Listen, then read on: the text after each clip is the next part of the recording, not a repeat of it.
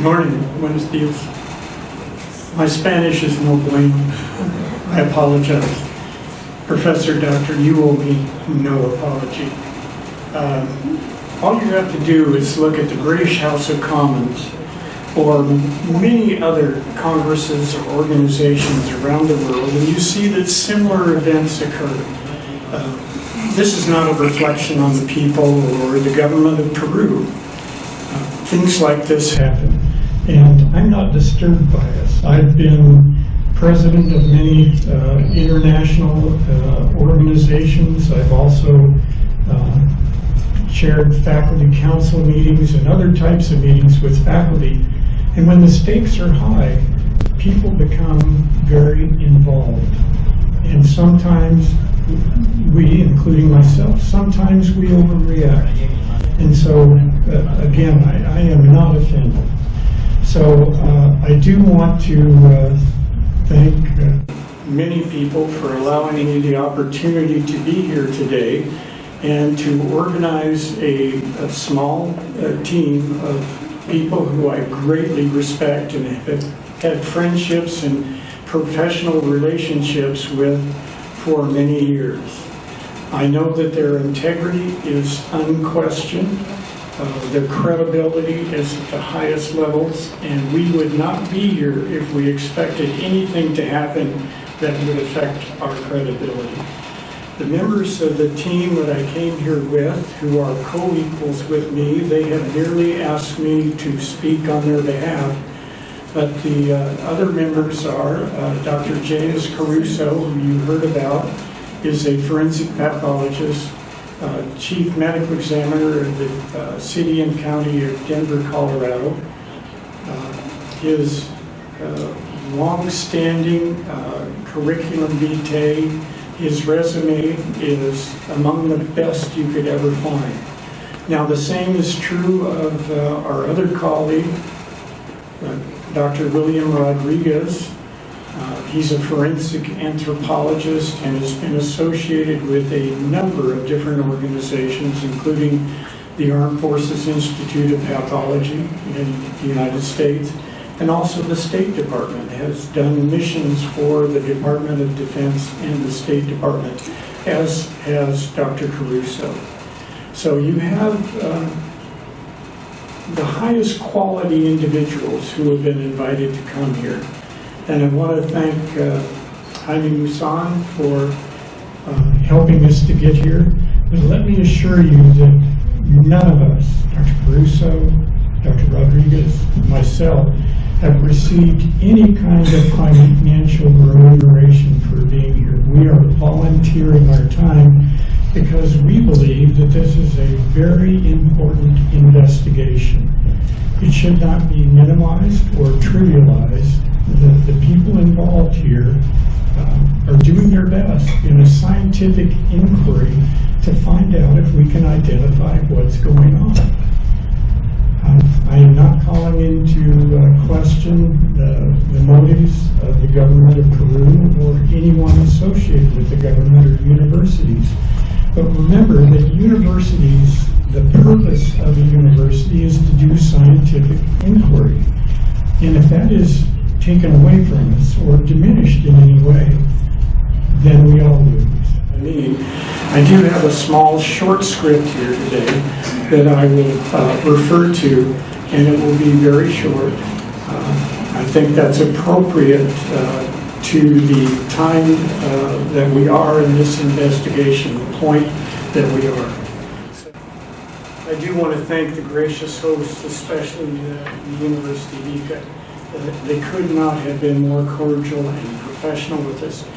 Everything was made available to us that we requested. Nothing was hidden or kept occult. Everything was available to us. At no point did anyone say, no, you cannot look at that.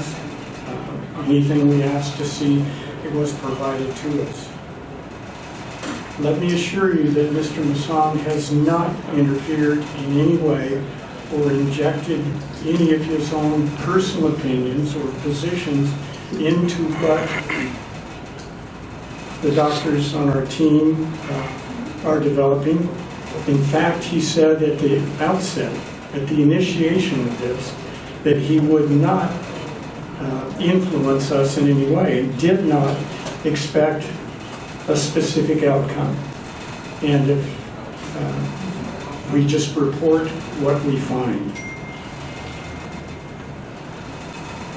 Let me clarify too, any opinions that are expressed today, any comments that I make are strictly my own. The same is true of Dr. Rodríguez and Dr. Caruso. They do not represent the opinions or position of our employers or of our organizations. So it's us.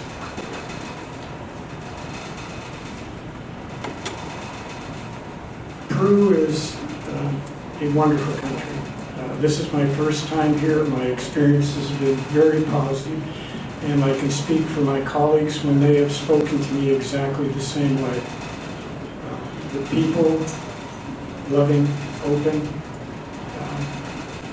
very welcoming, and I appreciate that. And the same is true of the people we've associated with the universities or the personal people that we've worked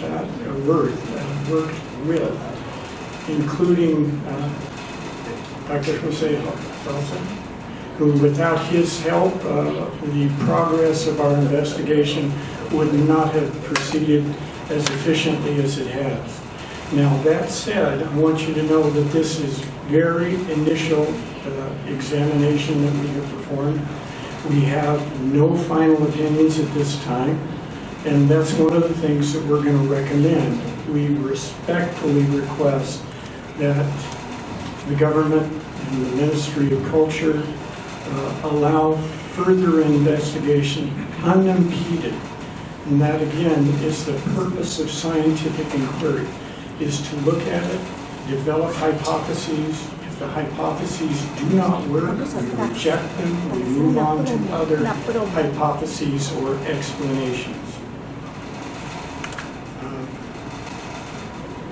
I firmly believe, as do my colleagues and everyone that I've interacted with, that at every step of the examination process, we should, and I hope we have, pay appropriate respect to the cultural heritage of the Peruvian people and to the bodies themselves. We have done our best to respect the culture that we are perhaps not as familiar with as we would like to be. Further, we don't believe that scientists in the United States are any better than anybody else. Perhaps we have better facilities, and it might be a recommendation that if the bodies could be released to other facilities that have better equipment, have experts that would look at any evidence in an unbiased way.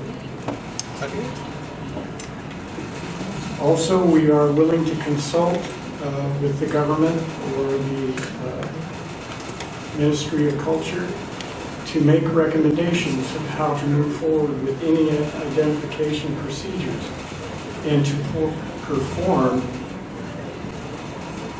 a proper forensic examination. Now, I have a phrase I use often. I say there are no emergencies in forensic science.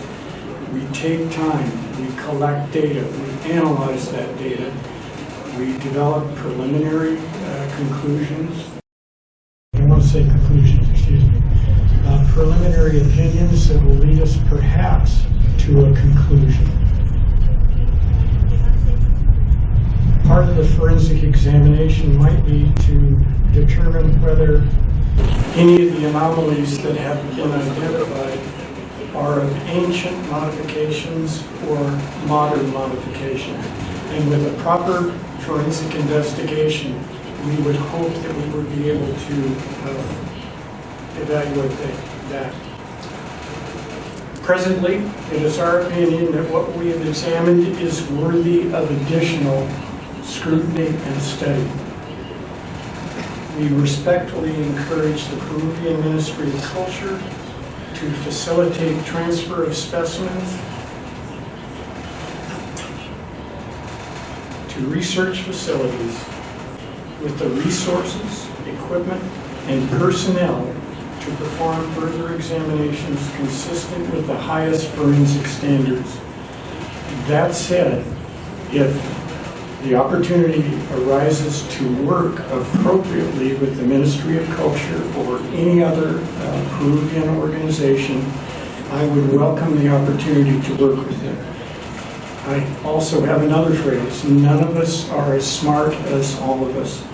If we work together, enjoy each other's opinions, I think we move forward much more effectively.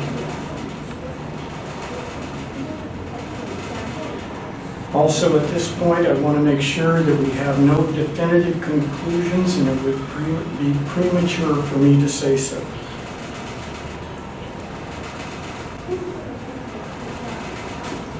As a matter of transparency and clarity, I want to be sure that everyone knows no restrictions were placed on our examination procedures, and we believe that everyone involved was open and forthright with us. The statements made by our scientific team are our own, and any statements made by others must not be construed to be our opinions. That's the conclusion of my formal remarks.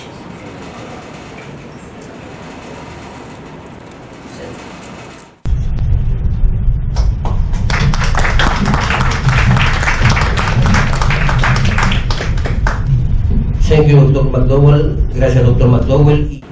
John McDowell. Él es doctor en ciencias forenses. Es un distinguido investigador y galardonado profesional que ha sido reconocido con la medalla Gradwohl por los logros experimentales y por su experiencia en ciencias forenses. Estos premios los ha obtenido en Estados Unidos y asimismo ha sido galardonado y reconocido por la Academia Americana de Ciencias Forenses, y este premio solo se les da a nivel mundial a personas y profesionales que han obtenido logros y avances en ciencias forenses. Para resumir lo mencionado, es como que recibiera un premio Nobel en ciencias forenses nuestro distinguido invitado e investigador de estos cuerpos, el doctor John McDowell.